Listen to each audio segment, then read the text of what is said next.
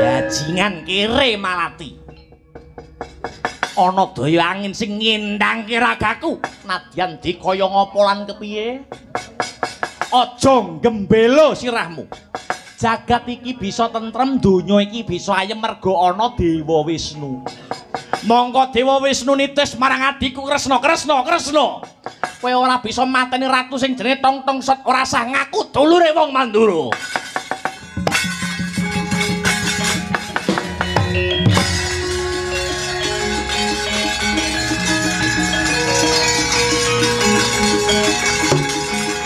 Ora mikir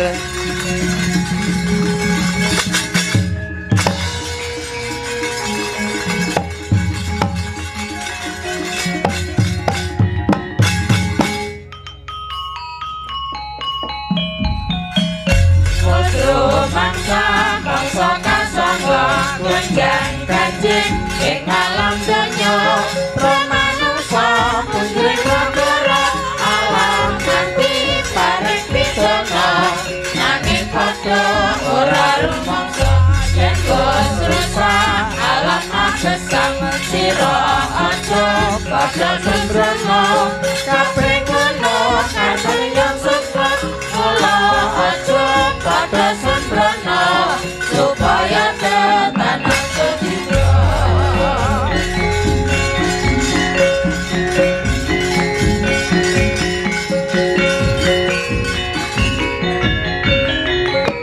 iki Bambang Purantadewa.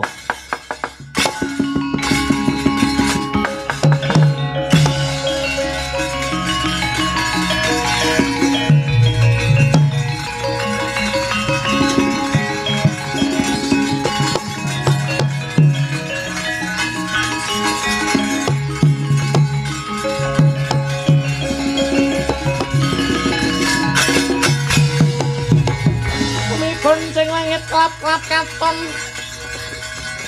lir kincanging alis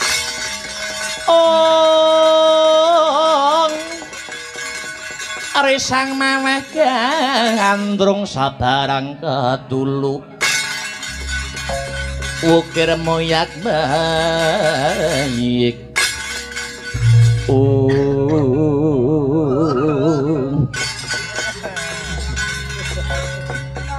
Bambang Purantadewa sing dadi kekasihku. Satriya kabur kanginan kemul mega akekudung langit. Ora bakal mandheg anggon kula lana brata munggah gunung mudhun jurang tak lakoni. Krana sedyaku bakal ngupadi ratu kang minangka dadi titise Bathara Wisnu. Lumaing bawana kureping akasa. Ora ana ratu titis Wisnu. Dina iki sing kecandhaan Bathara Wisnu kejaba mung Sri Bathara Kresna. Aku kepingin ngudi indahing ilmi nggayuh wimbuing kawruh marang panjenengane. Kabar kang sumebar pawarta kang warata. Prabu Kresna kuwi ratu kang mapan ana negara Dwarawati. Ya. Purantadewa dina iki bakal sowan ana Dwarawati. Tak suwitanane Prabu Kresna tak guronane titis Wisnu.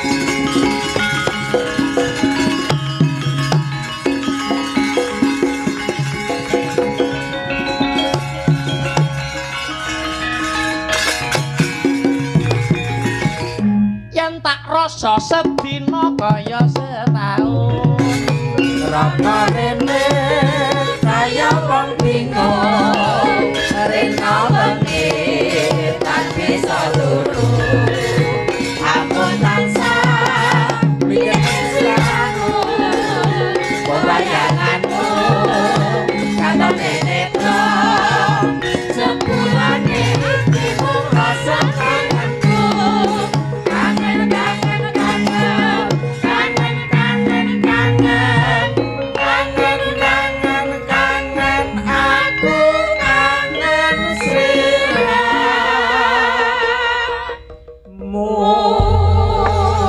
Alhamdulillah wa syukurillah wala haula wala quwata illa billah. Wah, meh kobong sanggite iki. Ya gareng tak tokne, gareng ora melok pituruk karo Bagong. Ora apa-apa mengimpi kowe petuk gareng iki. Yo, saking kangenku. Pokoke salin busana biasane. Ayo. Wong dadi ratu ki dudu kekarepanku, dudu kepinginanku kok. Nganggo busana ratu terus ya sumuk no, Gong. Ayo. Aku ya tak uculi busanane. Heeh. Leren dhisik engko nek wis pas ketemu pasewakan dinggone. Heeh. Iya. Ngambali atur ya, Truk. Heeh, ngambali atur. Iki jam 2 punjul 2 menit manut jamku. Isih ketemu ning Patet Songo goro-goro. Season hiburan nomor 2. Ayo goro-goro. Masih dalam rangkaian bersih desa Gandri. Heeh. Iya. Ternyatane kula nate nampi dawuh saking para sepuh. Tumrapipun tiyang Jawi menika laku sing paling ampuh menika wonten kalih, siji melek, loro luwe. Ya. Siji melek, loro luwe. Tegese melek niku tirakat lek-lekan kados dalu sak mangke warga masyarakat Gandri. Senajan ing tata gelar ropian-ropian meriah-meriah nonton wayang ning tembunge Jawi ing lair Angodikarya ing batin Angesti Gusti. Ketoke seneng-seneng, ketoke hura-hura. Ning melekan tirakatan dileki desane ditirakati desane. Ngono. Heeh. Di melek kuwi nek diniati laku, diniati prihatin fa insyaallah bakal kabul sing dadi kajate. Heeh. Terus luwe iki poso. Nah. Monggo poso manut karo kapitayane dhewe-dhewe ana sing Senin Kemis, ana sing poso Daud. Sedina poso, sedina ora ana sing mutih ngrawot. Mutih ki apa? Mutih ki sing dipangan sing putih-putih. Umpama tahu ya putih. Ndok putihe, sego putih. Anoman. Nah ini gawe. Nek ngrawot sing dipangan sing ijo-ijo. Bayem, kangkung, kathoke hansip.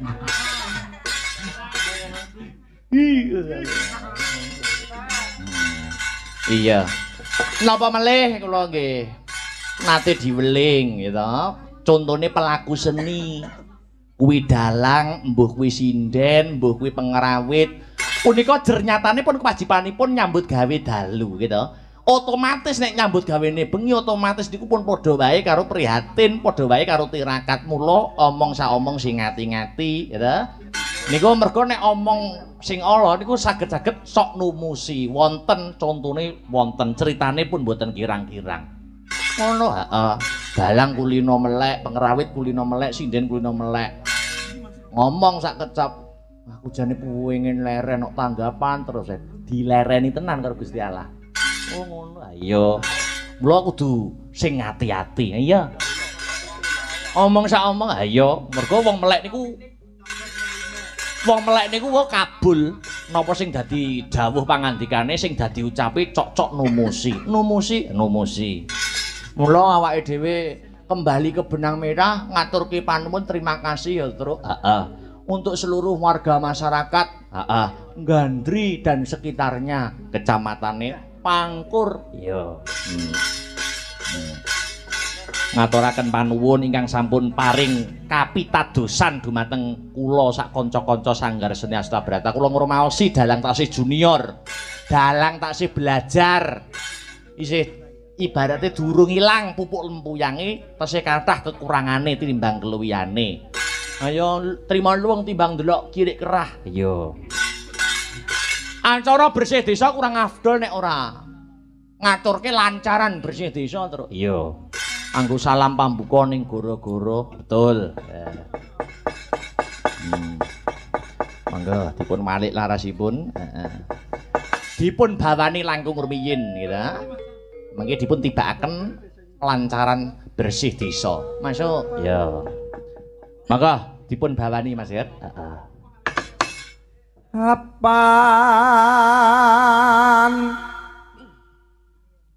niku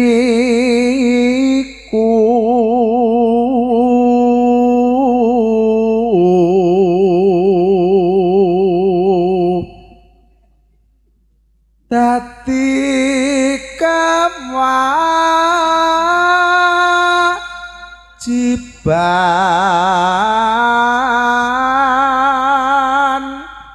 baku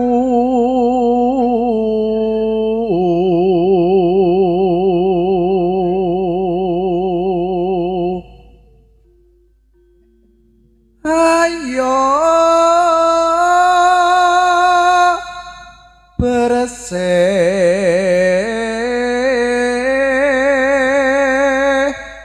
desa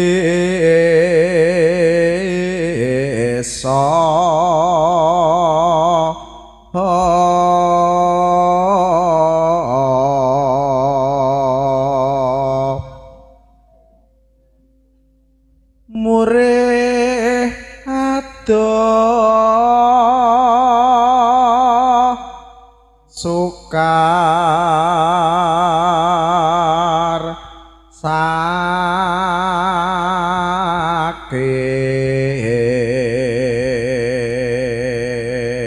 Monggo sesarengan 1 2 3 ya. Liya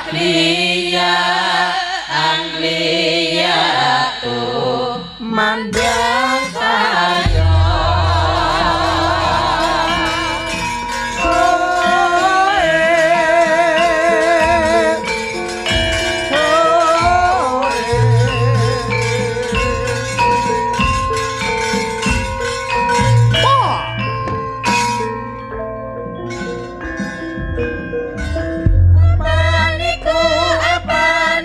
Dadi kewajiban baku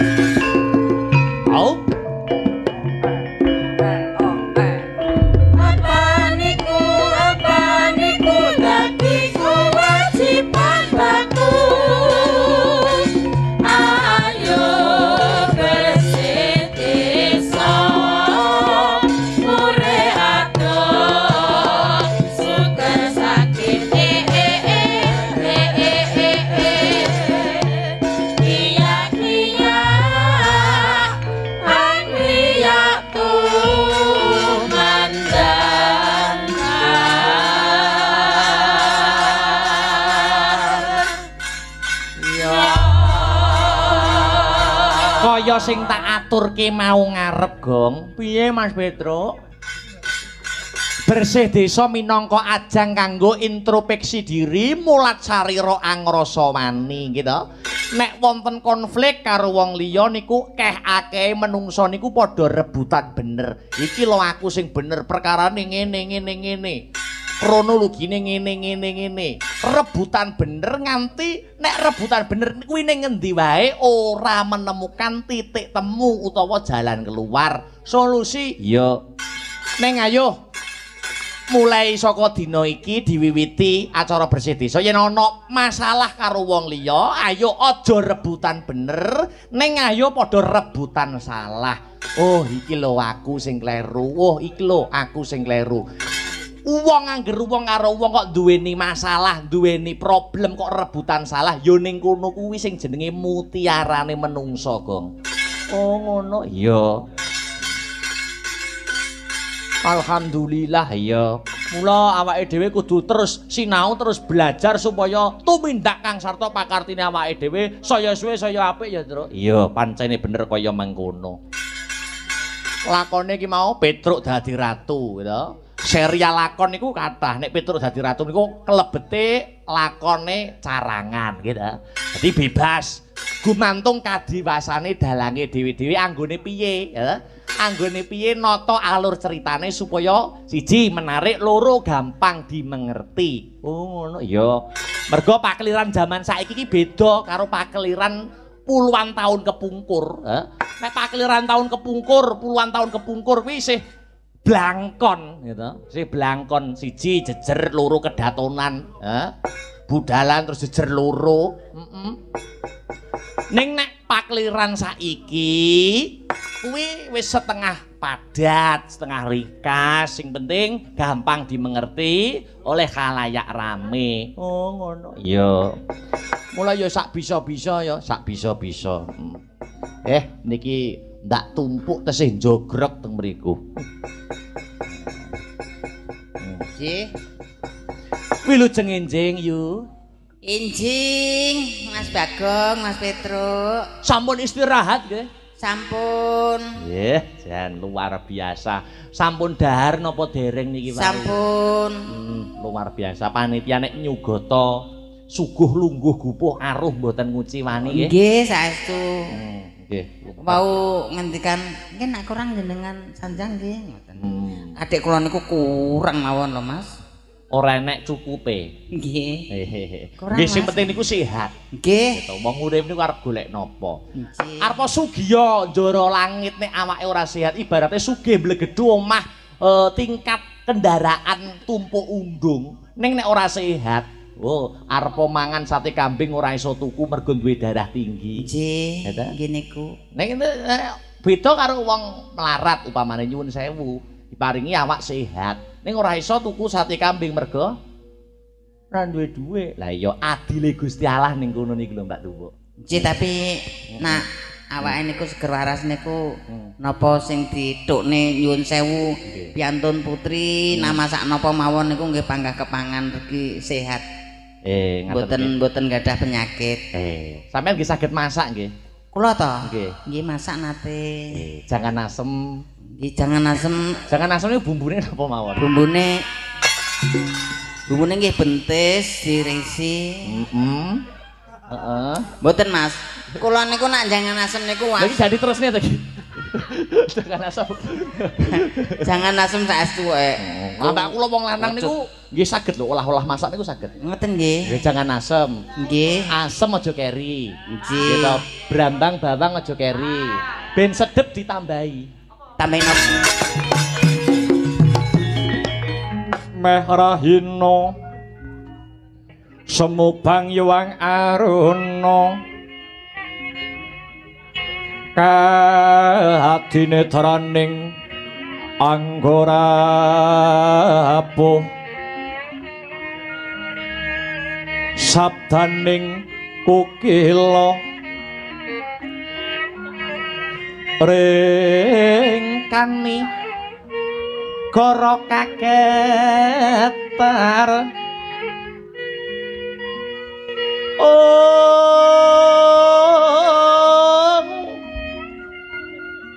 Ginitung anengkung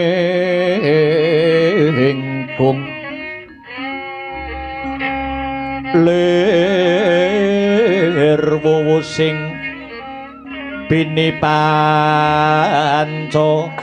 do aduh Bathara Gung kang amurwa bumi mugi kaparenga paring pangaksana marang kawula kang bisa pilih jatuh pramayakti umat bisa nampa nugrahaning widi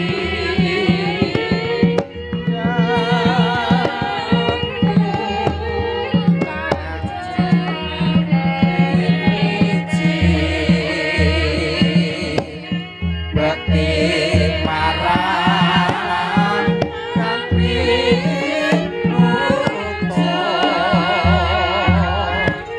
Tuto marang guru lagi umrapeko sami kaya Yaya amor wani amor sajatine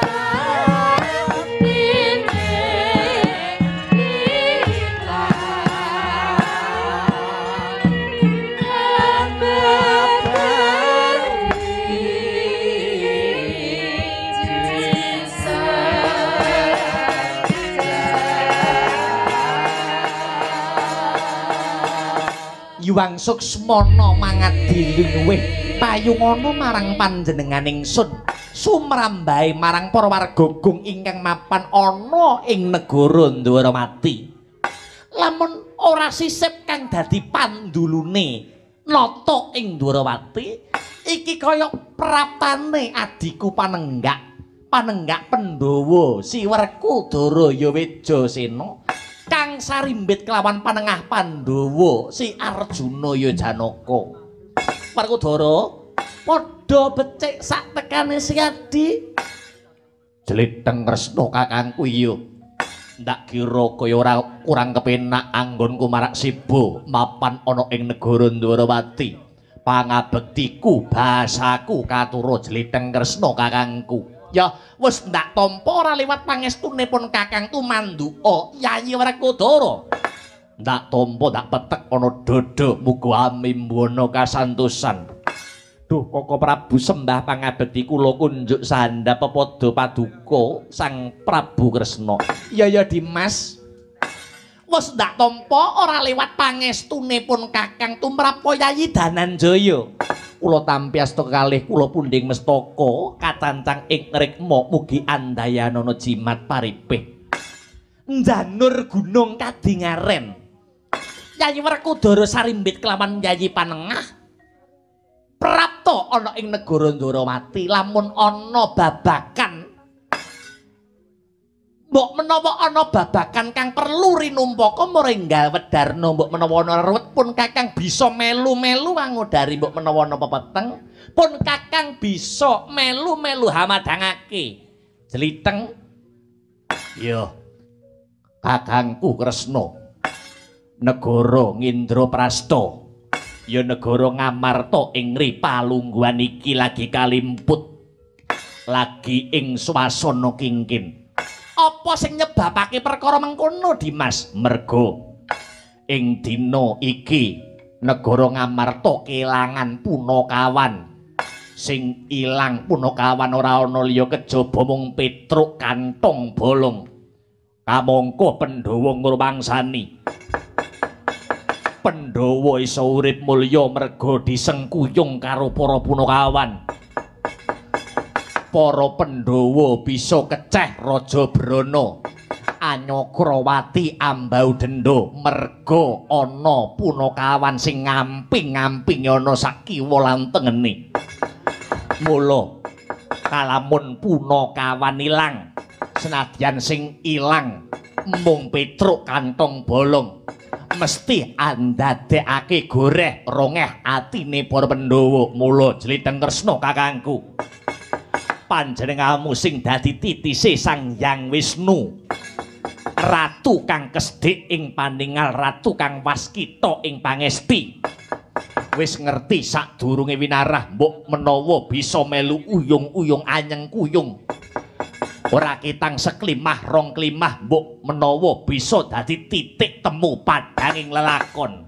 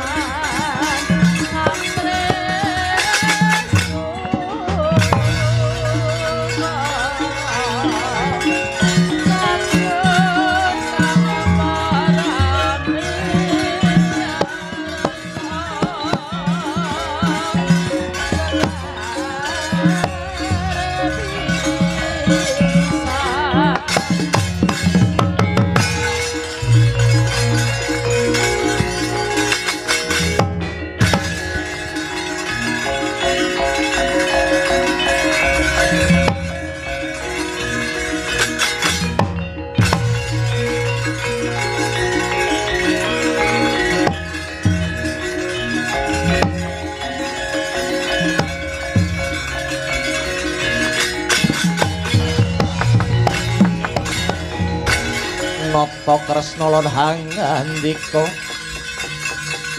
duh Yayi Prabu Hayuwa sungkaweng tias ing punika Koko Prabu Mandura ingkang kepareng rawuh wonten ing Prajanegara Ndwaramati sembah pangabekti kula kunjuk Koko Prabu perkara bage binage tinemu mburi Kresna lho. Kok Koko Prabu ngendika kados mekaten kanthi dasar menapa kanthi wewaton menapa? Ngene ya Yayi. Sekawit iki maupun Kakang Tetinjo Tilik Kayuwanan mapan ana ing negara Ngastina. Merga nampa undangan, nampa nawala, nampa kintaka saka Yayi Prabu Duryudana.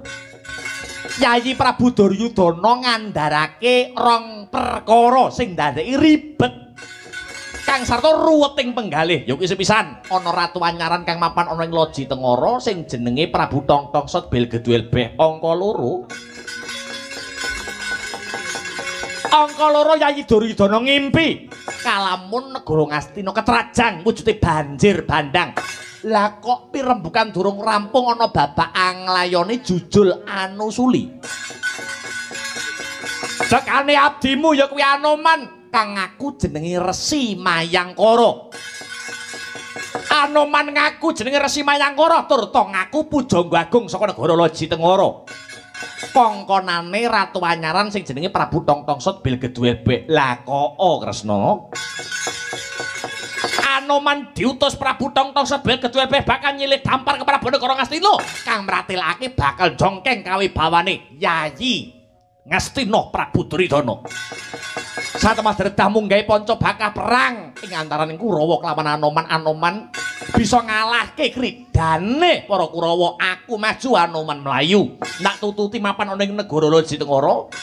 Ndak pethuki wujude ratu anyar katon mau sing jenenge Prabu Tongtongsot Bilgeduelbeh. Bareng tak tibani wujude gaman ana daya pangaribawa kang metu saka anggane Prabu Tongtongsot Bilgeduelbeh nganti Prabu Baladewa kendang kapracundang kuntal kaprapa. Aku duwe adi sing dadi titi sing Bathara Wisnu sing wis waskita kesdik ing paningal lantip sing dadi panggraitane. Dasare Yayi Kresna titise Bathara Wisnu tulungono aku ya Kresna. Mergo kakangmu iki ora iso mengimbangi kasektene Prabu Tongtong Setbil Gedul Beh. Yen Yayi Kresna ora bisa paring senjata pitulungan tombak kenceng, Prabu Tongtong Setbil Gedul Beh iki mengko bakal jongkeng kalenggahane Yayi Prabu Duryudana. Iki Ratu Serakah dakah-dakah pengin jongkeng kawibawane Yayi Duryudana. Kresna tulungono Kresna. Paringana suluh sulak pepadang. Ibarate Prabu Tongtong Setbil Gedul Beh kuwi regetan kang nyerimpeti lelakon. Caplak andeng-andeng ora pernah papan panggonane kiplasen Kresna.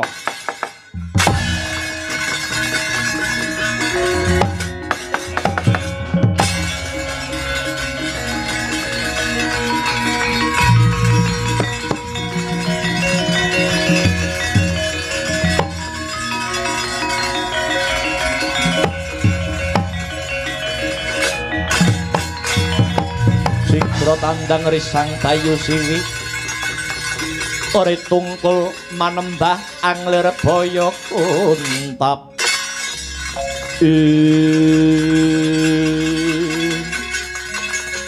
lakon ora padang ning malah saya peteng iki piye jeneng Kresna kakangku. Ana ratu hanyaran wani bedah negara Ngastina iki piye? Petruk durung ketemu, lah kok ketambahan masalah sing ribet saya ruwet kaya ngene iki. Mosik jubriya rasane ngatiku. Kok ana ratu sing eloke kaya ngono? Kamangka wis kondhang kaonang-onang kajara saindenging jagat raya, Prabu Baladewa ki duweni pusaka kang ampuh kagilo-gilo. Ya kuwi pusaka Kyai Nenggala. Kuwi pusakane dewa wae ora bisa merantasi gawe. Lah kok malah kendang kapracundang. Jubriya rasane ngatiku mula ing ripalungguhan iki bakal tak teter Werkudara. Bakal tak teter sepira kawaskitane Ratu Anyaran sing jeneng Prabu Tongtong Setbil Gedul Beh. Kanthi srana apa Kresna kakangku bakal neter kawaskitane Ratu Anyaran Prabu Tongtong Set Ratu Loji Tengara. Aja kaget ya Yayi.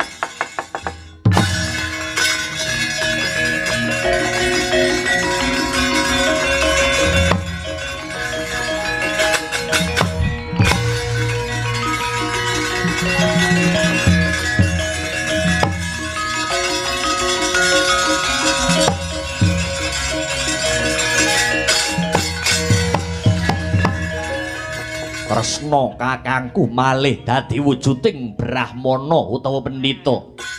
Kanthi cara aku anamur laku kaya ngene iki aku iso neter sepira sing dadi lantiping panggraitane Ratu Anyaran. Sajake Ratu Loji Tengara lagi cinaketing dewane winong wong ing Jawata. Yen aku anamur laku kaya ngene iki jajal sepira sing dadi landhepe atine Ratu Loji Tengara Prabu Tongtong Setbil Gedul Beh. Tak dereke sing dadi lakumu. Kula inggih tumut Koko Prabu.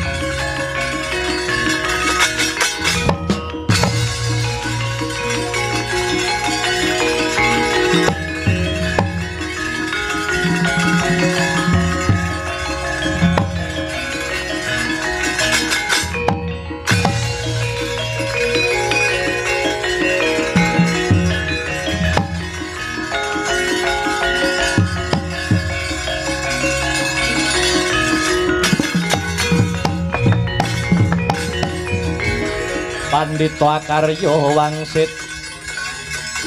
pindha kumbang ajab ing tawang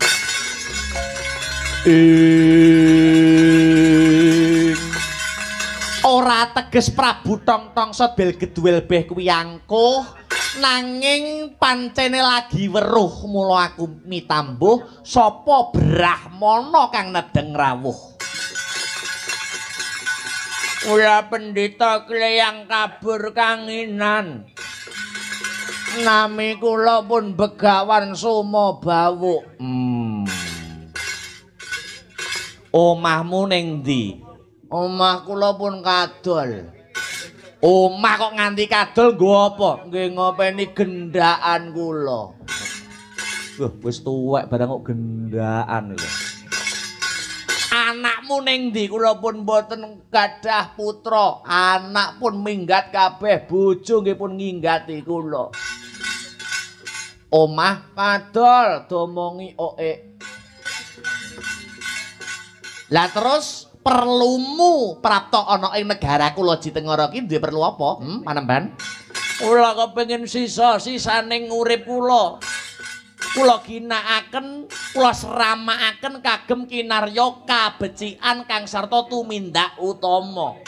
Mila kula kepengin sanget suwita kang sarta puruhita dumateng jengandika Prabu Tongtong Sodbel Geduwel Beh ratu ingkang kondhang saindenging jagat raya kagungan kasekten ingkang linangkung ibarat tinatah mendat jinara menter pinakum bendal binedil njundil mboten kedas papak paluning pandhe sisaning Gurindo.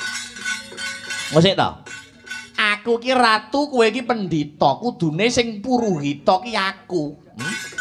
Merga sipating pendhita kuwi menungsa sing wis pana babakan panembah jenenge Brahmana kuwi menungsa sing wis mumpuni ing babakan alus kang sarta kasar. Lah kok kowe sing arepe puruhita kok kowe arepe suwita nyang aku. Maksud to, janjane omahmu ki ngendi? Kula pun mboten gadah omah. Dwarawati kae omahe sapa? Edan.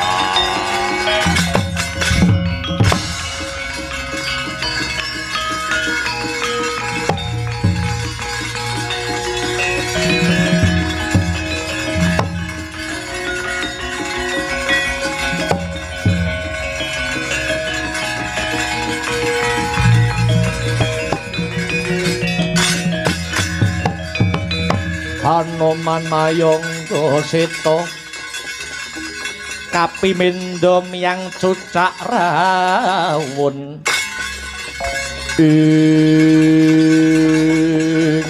Anoman Yayi Werkudara aku dudu Anoman ning aku Resi Mayangkara pujangga agung negara Lojitengara Maliya bulus poleng kowe tetep Anoman. Kowe iki wis tuwek kempong berot jambul wanen mlaku ora jejeg yen ora tinuwak nganggo teken. Dadak duwe paentra-entra ngabdi puruhita marang Ratu Anyaran. Ayo balik. Balik ana pertapanmu Kendali Sada rasah melu-melu celeng boloten kebo latengen. Aku pengen jejegake tembung bebener Anoman pengen jejegake tembung kautaman. Uripku sak wutuhe tak korbanake nganggo tembung kabecikan. Wah, kabecikan apa? Kabecikan melu Ratu Angkara murka.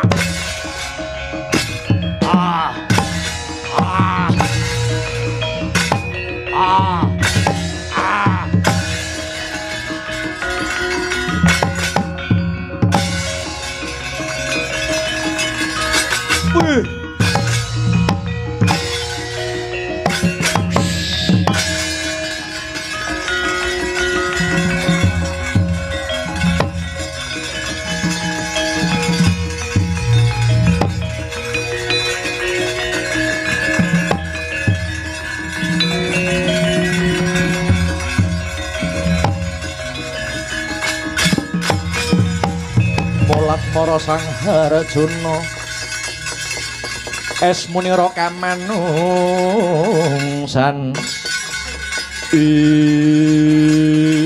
iya jagat iya dewa ya Bathara kae ratu anyaran jejuluke Prabu Tongtong Sotbil Gedwel Ben duweni niat kang kurang prayoga tumrap kawibawan negara Ngastina senadyan Kurawa rina wengi duweni gegayuhan kepengin nyirnake para Pandhawa nanging Kurawa kae maksih sedulure Pandhawa banget anggone tresna marang kadange sepuh ya kuwi para Kurawa tegese ora negakake kalamunta negara Ngastina dijongkeng lawan Ratu Anyaran he Prabu Tongtong iso nadai jemparing Raden Arjuna lak guroni batangmu kowe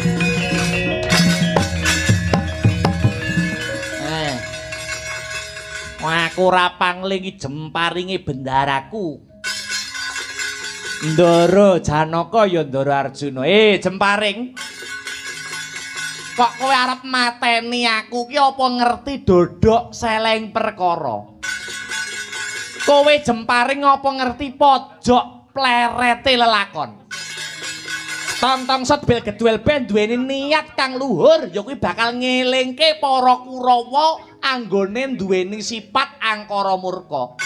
Lah kok kowe malah ngewangi bendaramu Ndara Janaka anggone kepengin pidak jempol gedhe kanthuk karo para Kurawa. Kowe anggere arep mateni aku, kowe kuwalat karo Gusti kang akara jagat. Ayo Jemparing gelem balik apa ora?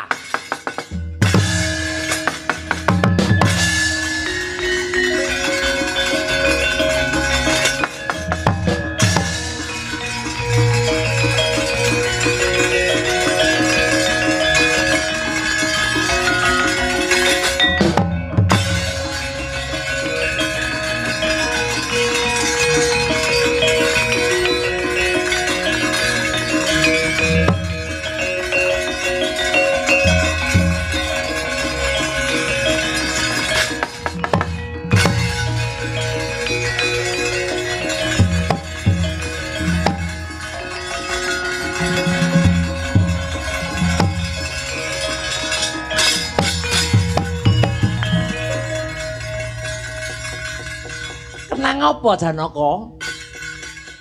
Jemparing kula lepasaken Prabu Tongtong Sotbil Gedwel Ben jemparing kula panah kula malah dijak omong-omongan jemparing kula malah dijak jagongan jemparing malik tinggal ngenani dodo kula Koko Prabu kula nyuwun pengayoman aku yo ora iso nulungi karo kowe ratu kae mau wis ndak teter sing dadi kawaskitane ning ngerti sejatine Prabu Kresna ketitik mbatang asal negarane Prabu Kresna ya kuwi mapan ana negara Ndwarawati sajake ke lagi cinaket ing Dewa Winong wong ing Bathara Prabu Kresna karo Janaka durung jodone iso ngalahke Prabu Tongtong Sotbil Gedwel Ben ngenteni dutaning adil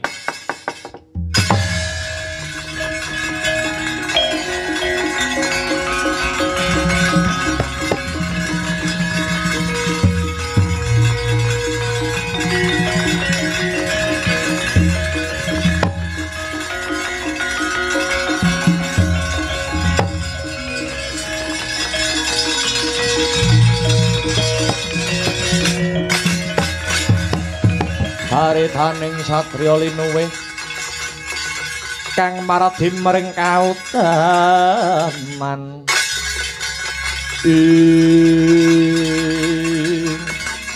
ana bocah bagus pengawak gwaya teja ngringin sungsang sapa jenengmu ki sanak Satriya kliyang ngabur kanginan nami kula pun Bambang Purantadewa menapa leres paduka Ratu Ndwarawati ingkang ajejuluk Prabu Sri Bathara Kresna. Prabu Kresna iki ya aku iki.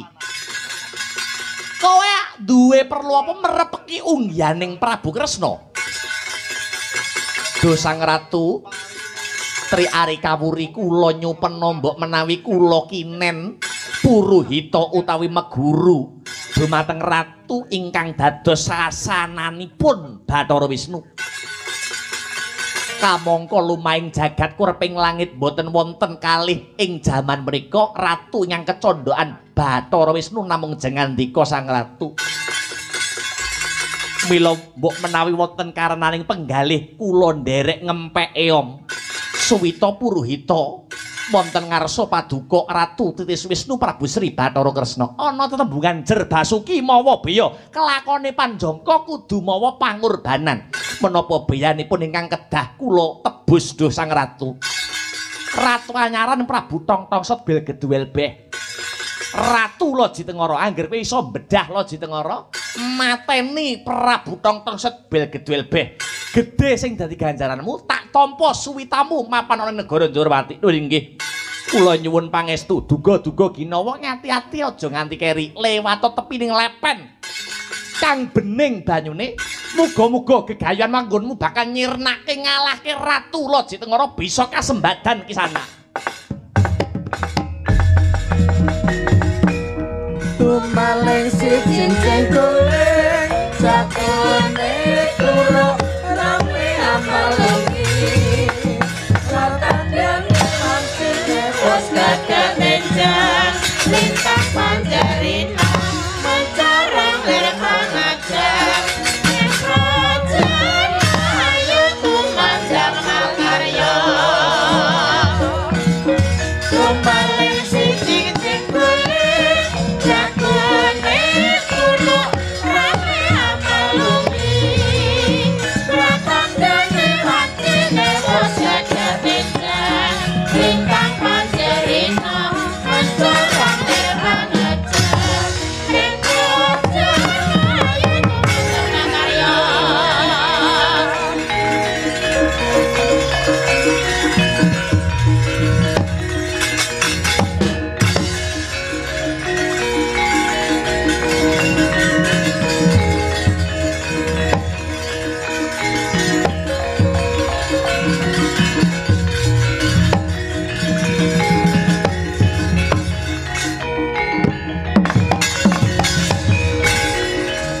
Ana bocah bagus merepeki Prabu Tongtongset Bil Geduwel Beh jenengmu sapa? Bambang Purantadewa sing dadi jenengku kowe Prabu Tongtongset Bil Geduwel Beh. Pancen bener. Sumedya lakumu kok ndadak prapta ana negaraku Loji Tengara kene. Amuk Suramrata Jayamrata gerbuten aku. Gantaning penggalihku ora ana liya kejaba mung kepengin bedah negara Loji Tengara mateni ratu angkara murka sing disarirani dening Prabu Tongtongset Bil Geduwel Beh. Lho. Aku dosa apa? Aku luput apa kok kowe arep bedah negara Loji Tengara? Aku bakal neter ketrimaning urip. Lho, lah sumekean bocah iki ayo ngejak pirang tak ladeni ya.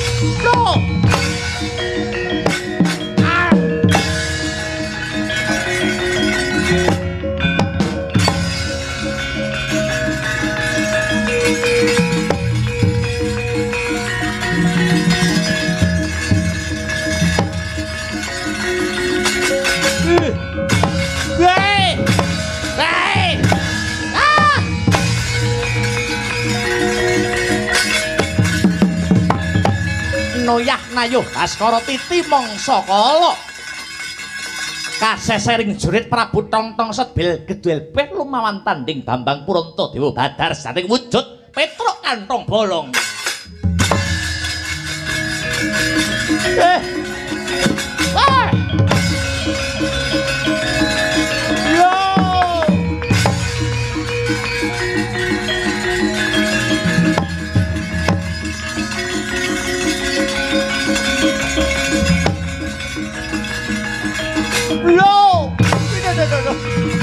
Ah, Petruk.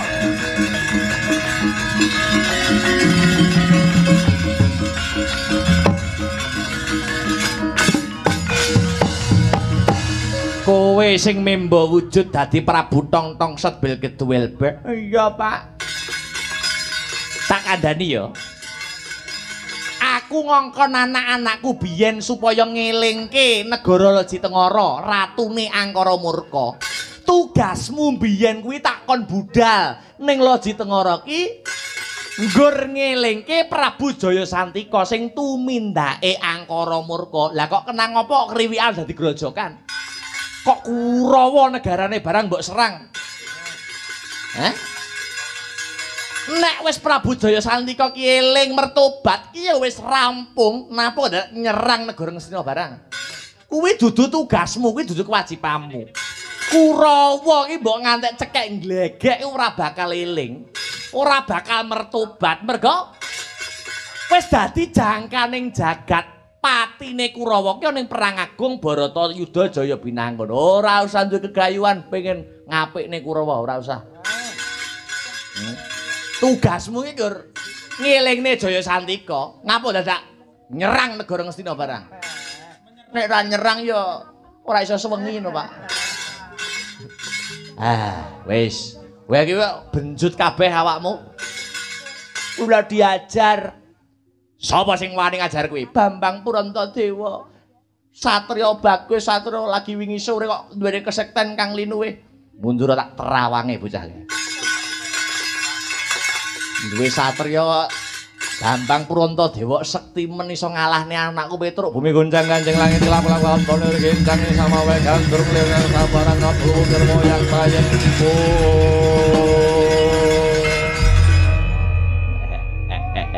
Kakrokane. Sopo Pak, sopo? Tak bisiki ya. Bambang Purantadewa ki sejatine sapa? Ki dudu wong liya. Dudu wong liya. Dudu tak bisiki ya iki lho. Sapa Pak? Aku durung bisiki ya.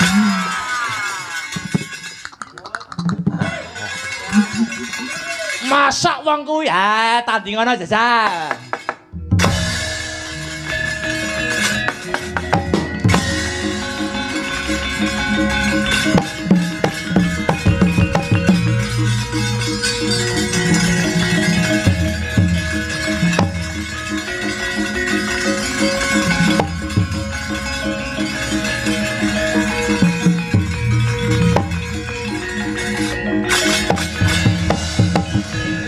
Ayo Petruk kantong bolong ngadepono Bambang Purantadewa.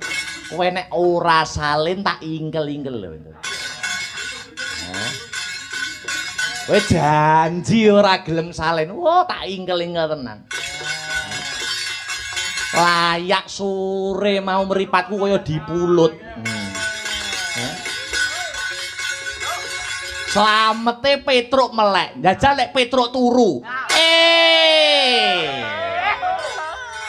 Apa ora morak marik kahanane. Slamete Petruk nganti yaine melek. Nek Petruk turu. Kowe gelem salin ora? Ora bakal mentolo aku mateni karo bojoku dhewe.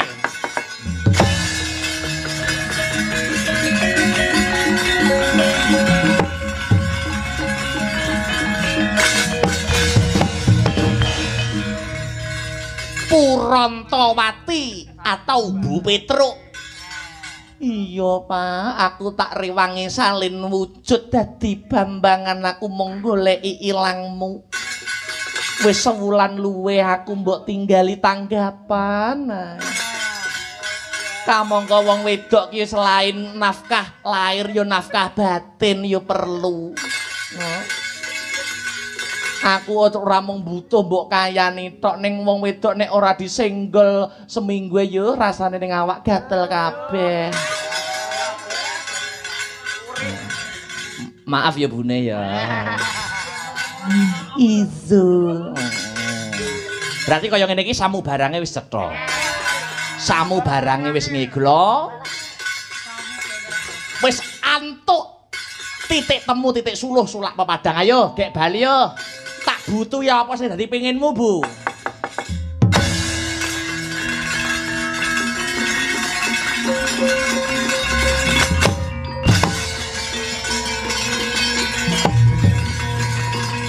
Para Anoman.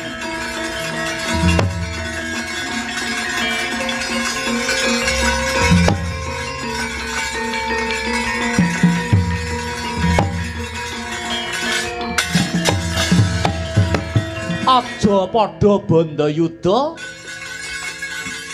Pedhot kang anglimputi bumi Nuswantara wis sumilak Petruk wis timbul jeti nemune jebul Prabu Tongtong Sedbil Gedul Beh kuwi maliyane Petruk. Mangkono. Iya, Yayi Werkudara. Yo, maafan sih. Wis aja do geger, kabeh padha sedulur tunggal Bayu, padha-padha putra siswane Bathara Bayu. Yen padha geger sing seneng ki sing gething. Iya. Wis ana tamu rantak-rantak tamune para Kurawa. Among tamune Werkudara.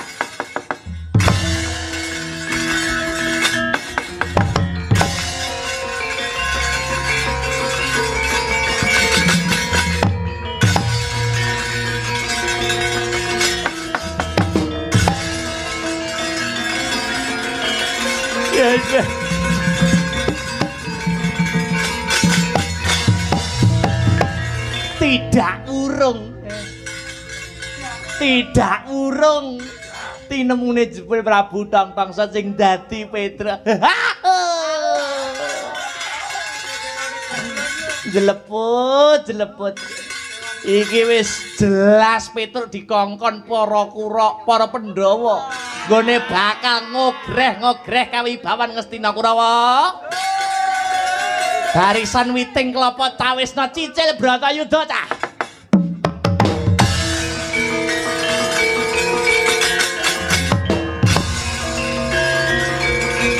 Oh ahi.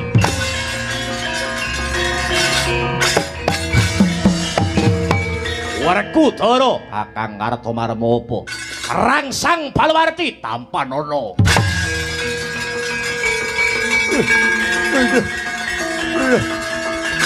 Tuh.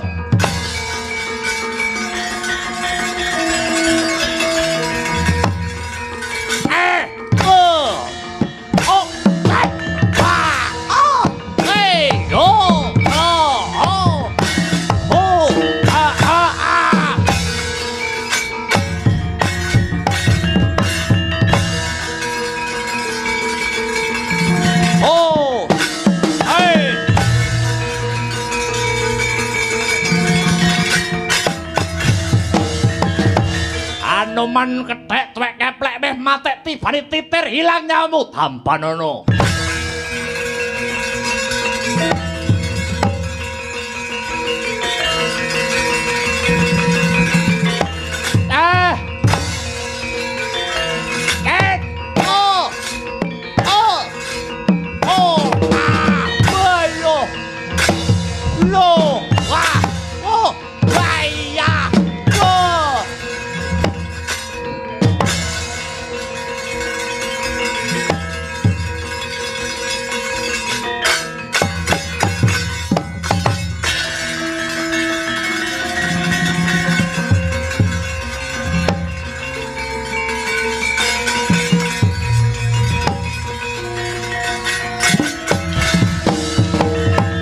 Prabu Jaya Sentika, kula wonten dawuh Ki Lurah Petruk, kamukten Negara Loji Tengara tak balekne sak wutuhe marang Prabu Jaya Sentika. Wis Aku wis cukup anggonku dadi ratu, kawibawan kamukten Jitengara tak pasrahke balik ana ing Prabu Jayasantika. Tatanan kawulamu ya.